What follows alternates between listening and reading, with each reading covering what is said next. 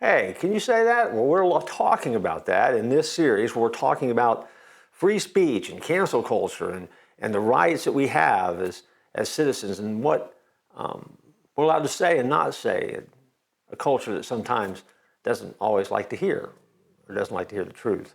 See, someone who says something that isn't politically correct can be punished by others when they cancel them. We've heard that phrase before. We've used that phrase before. Being canceled means that someone is censored and silenced. Now, to an extreme, it can mean that they lose their job or they're kicked out of some organization, a club, because they've offended someone, even if it's true. The media is great at banning people who don't agree with their views. Powerful social media sites like Facebook, when someone says something that's not politically correct, can either ban them, put them on some type of probation, or make their accounts just disappear. Sometimes schools and colleges will ban people from speaking if the speaker doesn't hold their particular viewpoint or their set of standards. Instead of being able to respectfully disagree with people, cancel culture, as we know it, seeks to cancel people who says things they don't like. Now here's the problem. Cancel culture is really bad because it controls what people say.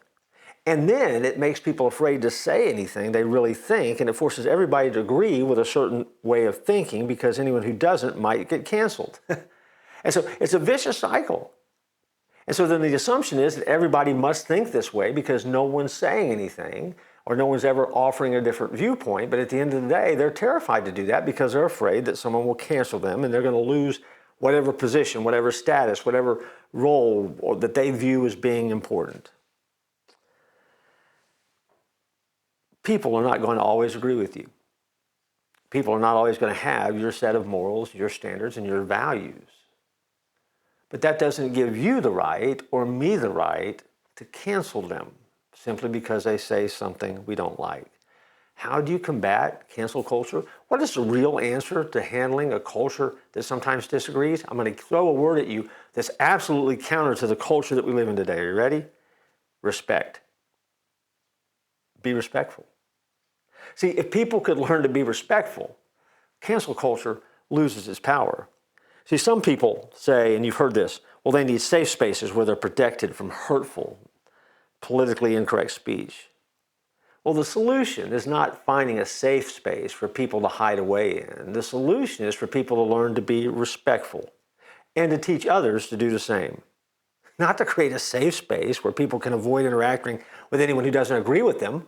Because if you never interact with anybody who disagrees with you, how will you ever interact in real life?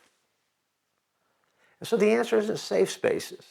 That is the creation of politicians and pundits and those who, well, are ignorant. What we need is to learn respect and learn to be able to speak the truth and hear things that we don't want to hear and be okay with that. When you're secure in your beliefs, when you're secure in what you know, when you're secure in what you think you know, then it doesn't matter what anybody says. You'll be fine. It's those who aren't secure in what they believe and those who aren't secure in what they know and those who hope that they know something but they have no idea whether they're right or not. They're the folks. They're always looking for safe spaces.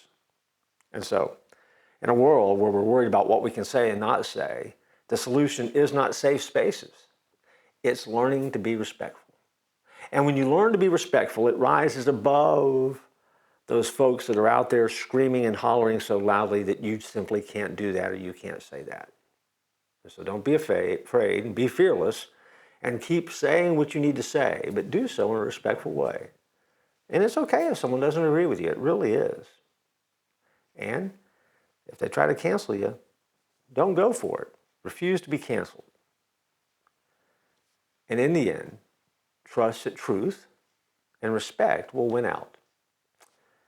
Can you say that? Again, we just did. I look forward to joining you next time.